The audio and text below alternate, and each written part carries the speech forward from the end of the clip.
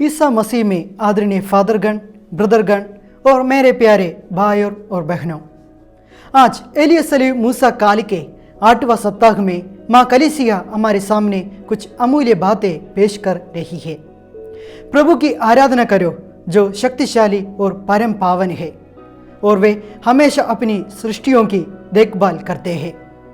आज के सभी पाठों के सारांश से यह स्पष्ट हो जाता है कि माँ कलीसिया हम के यह मांग रही है कि वे हम प्रथम स्थान ईश्वर को दें और पूछती है कि क्या हम ईश्वर के प्रेम से भड़क जाएंगे। विधि विवरण ग्रंथ अध्याय 13 वाक्यांश 12 से 28 तक में भाग में मूर्ति पूजा के खिलाफ दी गई एक भविष्यवाणी के बारे में हमने सुना है। पहले हिस्से में अपनी ही परिवार के लोगों को मूर्ति पूजा की ओर ले जाने वाले सदस्यों को यह आदेश देते हैं कि वे दूसरों को भी मूर्ति पूजा करने के लिए बाध्य न करें। और दूसरे भाग में उन नगरों को जो लोगों को मूर्ति पूजा की ओर ले जाने वाले और उन्हें नष्ट करने का आदेश देता है। अध्याय 13 वाक्यांश 13 में हम देखते हैं कि जो दूसरे को मूर्ति पूजा के जाल में फंसाता है उस समाज से निरुपयोगी व्यक्ति के समान अलग किया जाएगा।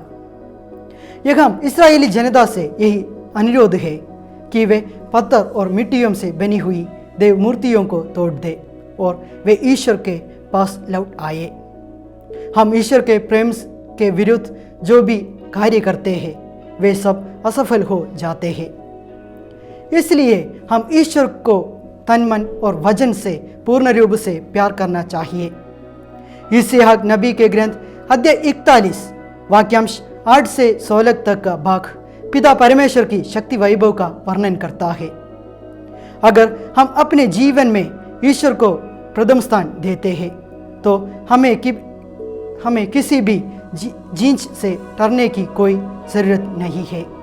पिता की महिमा और शान अपरिमेय और अनिवर्जनीय है।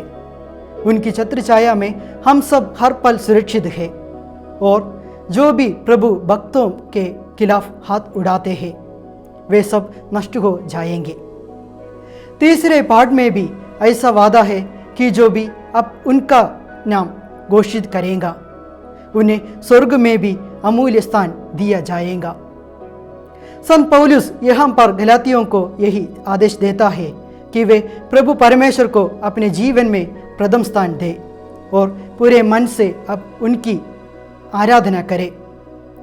वह अपने जीवन के अनुभवों को एक खुले पुस्तक के समान रख देता है और उनसे यह आग्रह करता है कि वे लौकिकता की छोड़कर प्रभु के रास्ते पर चले जो सूलीब और प्रेम का रास्ता है।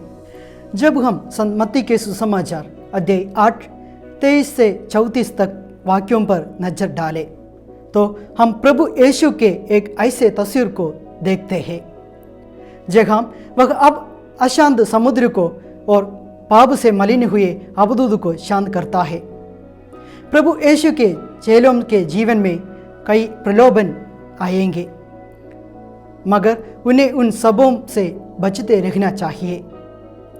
आदि को शांत करते हुए प्रभु अपने शिष्यों को यही सिखाता है कि जो प्रभु के पीछे हो लेते हैं उनके जीवन में डर और चिंता नहीं होनी चाहिए। प्रभु पर अटूट और अखंड विश्वास हमारे जीवन में सफलता का मार्ग दिखाता है।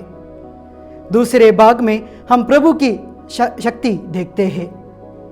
अवधूत को मुक्ति दिलाते हुए प्रभु अपने शिष्यों को यह समझ जाते हैं कि ईश्वर पर भरोसा रखने वाले के लिए सब कुछ संभव होता है और कुछ भी असंभव या नामुमकिन नहीं है। अभी हम अपनी जिंदगी की ओर मोड़कर देखें। क्या हम प्रभु को प्रथम स्थान देते हुए प्रभु को पूरे हृदय से प्यार करते हैं? क्या हम प्रभु के लिए अपने जीवन के सब कुछ छोड़ सकते हैं? प्यारे दोस्तों, सच तो यही है कि कभी कभी हम भी अपने जीवन में प्रभु के बदले अन्य व्यक्तियों को और अन्य बातों को प्रथम स्थान देते हैं। कभी कभी हम अपने जीवन में प्रभु को भूल जाते हैं और धन संपत्ति और सुख सुविधाओं के पीछे भागते रहते हैं। हम जाने और अनजाने में मूर्ति पूजा के फंदे में पड़ जाते हैं।